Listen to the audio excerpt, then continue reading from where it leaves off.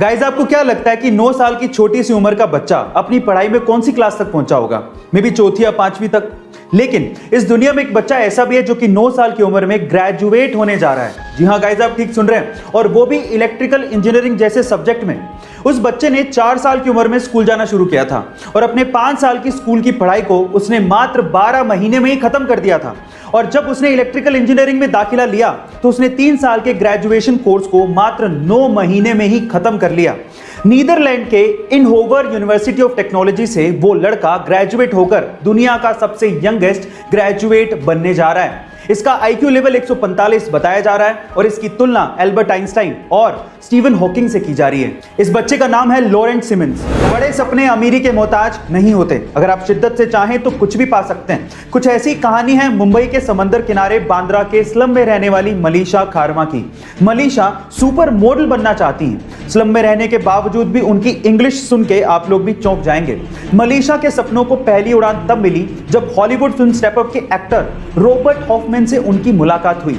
मुंबई घूमने आए Robert Hoffmann इस बच्ची से इतना प्रभावित हुए कि उन्होंने इस बच्ची का इंस्टाग्राम पे अकाउंट बनाया, अपने साथ कुछ वीडियो शूट की और उसके बाद इंस्टाग्राम पे अपलोड की और फिर इस बच्ची को प्रिंसेस ऑफ स्लम नाम भी दिया। और आज इस बच्ची के इंस्टाग्राम पे 1.5 लाख से ज्यादा फॉलोवर्स हैं। और तो और एक फैशन मैगजीन ने मलीशा को उसके कवर पेज पर जगह भी दी। गाइस, वो उसके लिए सबसे सुनहरा दिन था।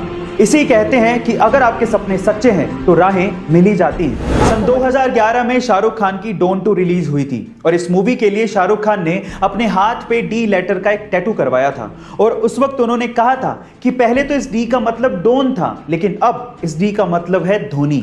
उन्होंने ऐसा इसीलिए कहा था क्योंकि सन 2011 ही वो साल था जब इंडिया ने 28 साल बाद वनडे की वर्ल्ड कप ट्रॉफी अपने नाम की थी। गाइस, 2 अप्रैल 2011 की वो शाम आपको याद होगी जब महेंद्र सिंह धोनी ने ही फाइनल मैच में श्रीलंका के खिलाफ छक्का मार के वर्ल्ड कप की ट्रॉफी हिंदुस्तान के नाम कर दी थी। वो सुनहरा पल भुलाई नहीं भूलता। एक 3.5 साल की बच्ची को क्या ही पता कि उसे अपनी जिंदगी में क्या करना है, लेकिन हर जगह एक्सेप्शन होते हैं। ये घटना है सन 2018 की, जब तमिलनाडु के चेन्नई में रहने वाली 3.5 साल की संजना को उस दिन कुछ बड़ा करना था और वो भी आर्चरी जैसे गेम में।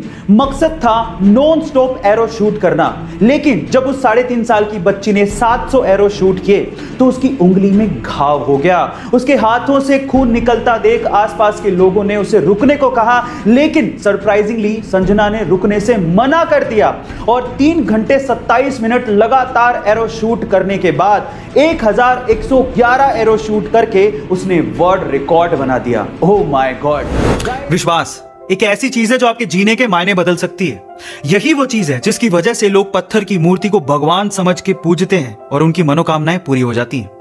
अब विश्वास आपकी जिंदगी में कैसे परिवर्तन ला सकता है, इसको एक कहानी से समझने की कोशिश करते हैं। एक बार क्या हुआ, एक गांव में एक व्यक्ति बड़ा बीमार था क्योंकि उसे टीबी था। बीमारी ज्यादा बढ़ने की वजह से वो अपने गांव के ही वैद्य के घर पे पहुंचा। अब जैसे वो वैद्य के घर गया, उसको पता लगा कि वैद्य जी घर पे नहीं है, वो खेत में काम कर रहे हैं। तो वो खेत पहुंच गया।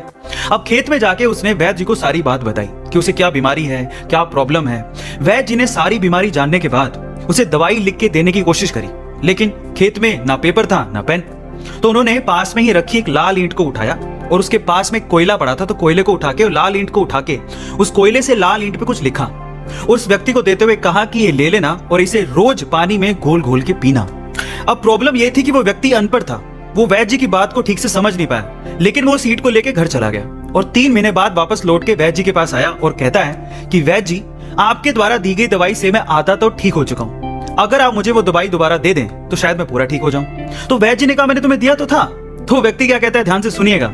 वो व्यक्ति कहता है कि ईंटें तो हमारे घर पे भी पड़ी हैं, लेकिन उस ईंट पे जो आपने मंत्र फूंक के दिया था, अगर वो दे दें तो मेरा काम बन जाए। तो वैद्य जी हैरान रह गए। उन्होंने पूरी बात पूछी तो पता लगा कि वो व्यक्ति पिछले 3 महीने से उस ईंट को पानी में घोल घोल के पी रहा है, लेकिन फिर भी वैद्य जी ने उसको कुछ नहीं कहा, सच्चाई बताई नहीं। पता है क्यों? क्योंकि उसे उस इलाज में विश्वास था और वो ठीक हो रहा था।